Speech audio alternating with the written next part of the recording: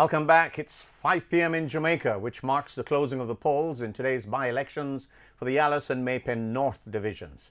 It's the final chapters now. The polling stations have been closed and the ballots are now to be counted to see who will be victorious, the PNP's Constantine Bogle or the JLP's John Lee for the Alice division, and the PNP's Earl Blake or the JLP's Tanny Lee Williams over in May Pen North.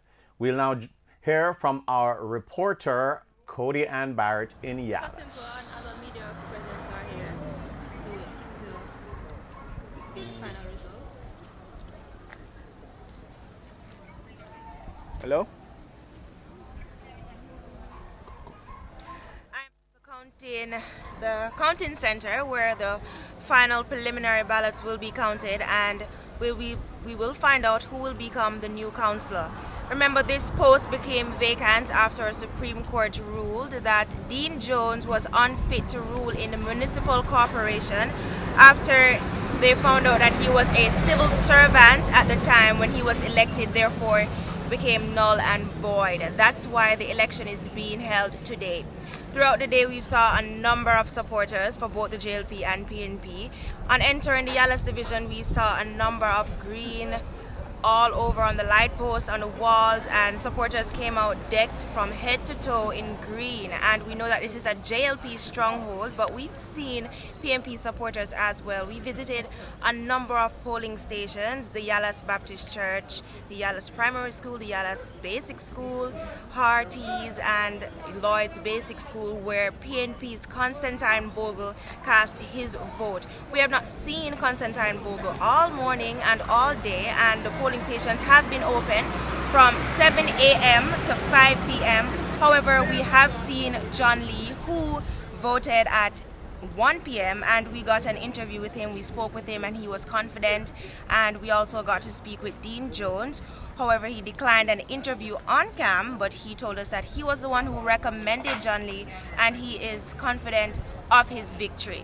Some other supporters who came out for JLP were members of parliament and MP, and even the mayor of Kingston, Delroy Williams, Fable Williams, and we've spoken to the PNP's campaign manager, who said that even though the campaign period was short, they felt like they still did enough to secure a victory.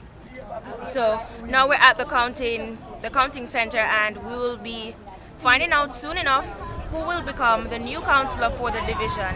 I'm going to throw to Kimberly Wright, who is at the May Pen North division at this time.